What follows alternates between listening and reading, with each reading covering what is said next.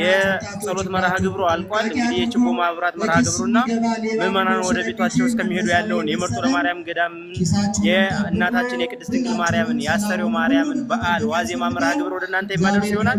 ስለዚህ በቻላችሁት አቅም ይህንን ድምጽ እየሰማችሁ ያላችሁ ሁላችሁም ይህንን ድምጽ የሰማችሁ ሼር፣ ኮፒ፣ ሪፖስት እናድርግ። ጥር 21 መርጦ ለማርያም ገዳም ይህንን በሚመስል መርሃ ግብር ሲተላለፍ ቆይቷል ማለት ነው። አሁን መርሃ ግብሩ ይቀጥላል።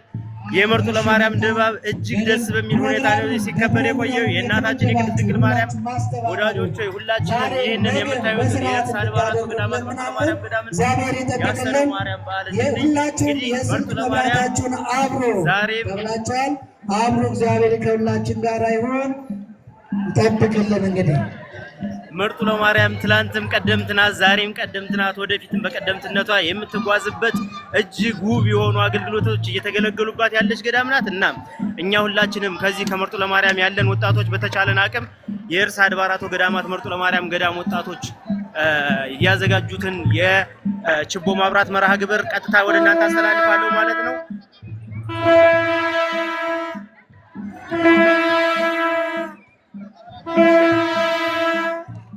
በድጋሚ እንኳን አደረሳችሁ። መልካም የአስተርዮ ማርያም በዓል ይሁንላችሁ። ይህ የእርሳ አድባራቱ ገዳማት መርጦ ለማርያም ገዳም ልጆች አቡነ ሰላማ ብርሃን ወጣቶች ናቸው። ይህንን በሚመስል መልኩ እንኳን አደረሳችሁ።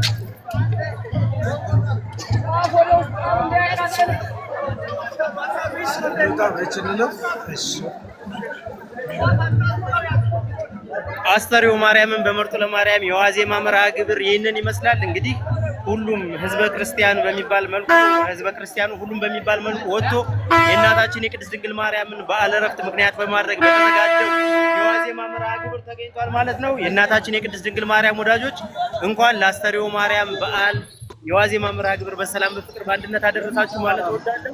አሁንም መልካም በዓል ይሁንላችሁ። እስካሁን ስትከታተሉ የነበራችሁት ይህንን ይመስላል። እንግዲህ በአጠቃላይ ድባቡ ምን ይመስላል እስከ መጨረሻዋ ሰዓት የምንከታተል ይሆናል።